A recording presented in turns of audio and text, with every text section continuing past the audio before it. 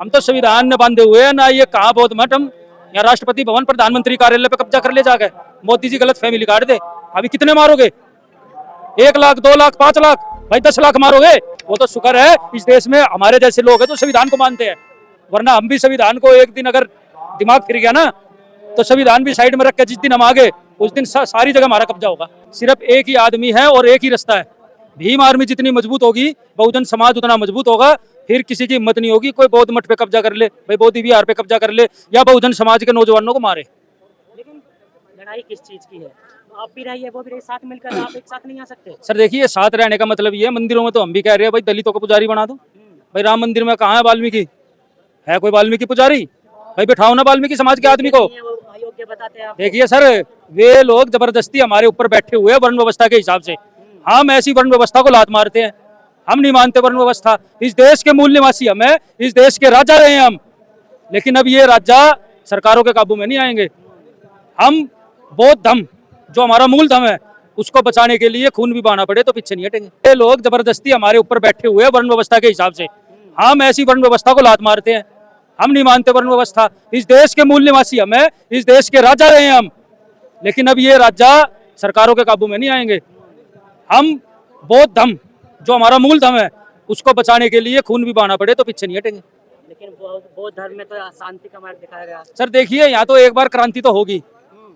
जब 14 अप्रैल को हम बाबा साहब की जयंती निकालते हैं तो कुछ लोग रोक देते हैं, और हमने फिर उनकी कलश यात्रा रोक दी तो उन्होंने कहा ये तो हमारे ऊपर अन्याय हो गया। देखिए, क्रांति का प्रक्रांति होगा जरूर, एक्शन का रिएक्शन होगा, और समय अब रिएक्शन का। ये लोग डरते हैं रिएक्शन से, क्योंकि एक रिएक्शन जब हुआ था हमारी माँ फूलन देवी ने 22 लोगों को लाइन में लगाकर गोली मार दी थी। ये डरते हैं, लेकिन बहुजन समाज आज चंद्रशेखर भाई की तरफ देख रहा है और बहुत जल्द बदलाव होंगे बड़े बड़े।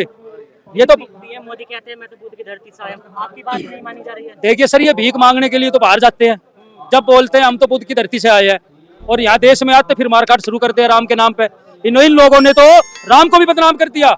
ये वे नलायक लोग हैं, भीख मांगने के लिए तो बाहर जाते हैं, हम बुद्ध की धरती से आए हैं और यहाँ के राम पे, और ये जो धर्म के नाम पर लोगों को मरवाते हैं कटवाते हैं, ये वे लोग हैं।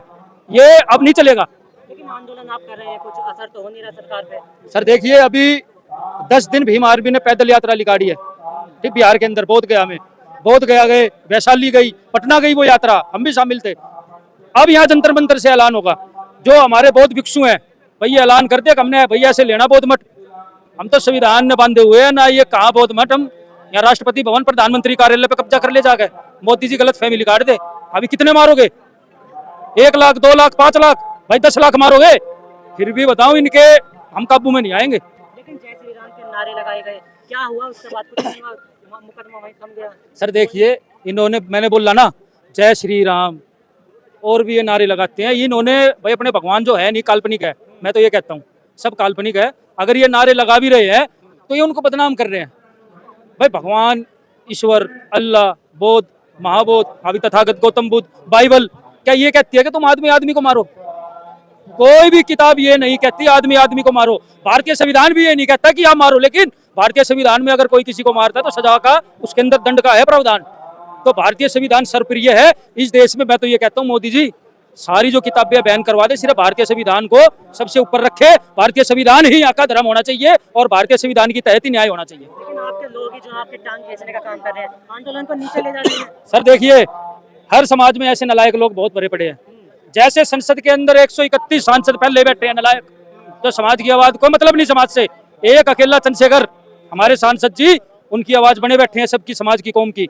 ऐसे ही बहुत है समाज के नलायक लोग, लेकिन अभी है समाज में जागरूक लोग जो यहाँ खड़े हैं। भाई आप जैसे बहुजन पत्रकार साथी जागरूक है जो यहाँ खड़े हैं।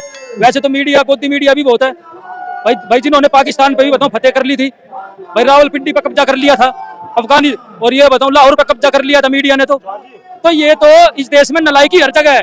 मीडिया भी अछूता नहीं है, राजनीति भी अछूती नहीं है। वो तो शुक्र है इस देश में हमारे जैसे लोग हैं जो संविधान को मानते हैं, वरना हम भी संविधान को एक दिन अगर दिमाग फिर गया ना तो संविधान भी साइड में रख के जिस दिन हम आगे उस दिन सारी जगह हमारा कब्जा होगा। लेकिन क्या आंदोलन को वो लोग बचाएंगे जो कावड़ यात्रा लेने गए, बाबा साहब की तस्वीर लगा रखी थी कावड़ में? सर देखिए, जो बाबा साहब को नहीं पढ़ता वो ऐसे काम करता है।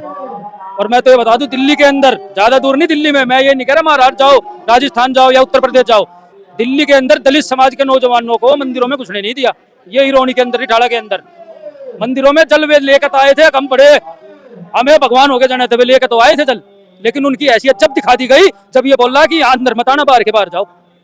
तो कब तक हमारे लोग पिट रहे हैं, छित रहे हैं। लेकिन ठीक है, बुद्धि है भाई, बुद्धि का विकास हुआ नहीं भाई, पढ़े नहीं कुछ साथी, लेकिन पढ़ रहे हैं। ठीक, हम कैडर का भाई आयोजन करेंगे समाज में, जा जाकर समझाएंगे लोगों को कि ये जल ढोने से बढ़िया अगर हम इतनी दूर अगर कॉलेज में पढ़ने चले जाते ना पैदल, तो इस देश का नक्शा ही बदल देते हम। लेकिन जो लोग कांवड़ ले जा रहे हैं, वो लोग स्कूल बंद हुए, उसके लिए रोड पर नहीं निकले, तो सरकार भी उनको बढ़ावा देती है, पूरी डालती है उनका कांवड़ियों पे। सर देखिए, ये भी सच्चाई है, आज स्कूल बंद हो रहे हैं, दारू के ठेके खुल रहे हैं।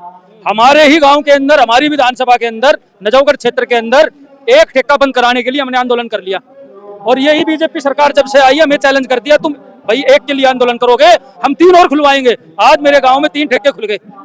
लेकिन जो पढ़े लिखे नहीं है वे तो वहां जाकर बैठते हैं, पिटते हैं।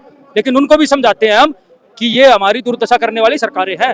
वे चाहते ही नहीं कि स्कूल खुले, यहाँ वे चाहते हैं नशे की दुकानें खुले, वे चाहते हैं बहुजन समाज के बच्चे पी के दारू नशे में नालियों में पड़े रहे। क्योंकि जब वे संविधान बदलेंगे, जब आमने सामने लड़ाई होगी, तो कहाँ नाली में रहेंगे हमारे युवा, तो भाई नशे में रहेंगे।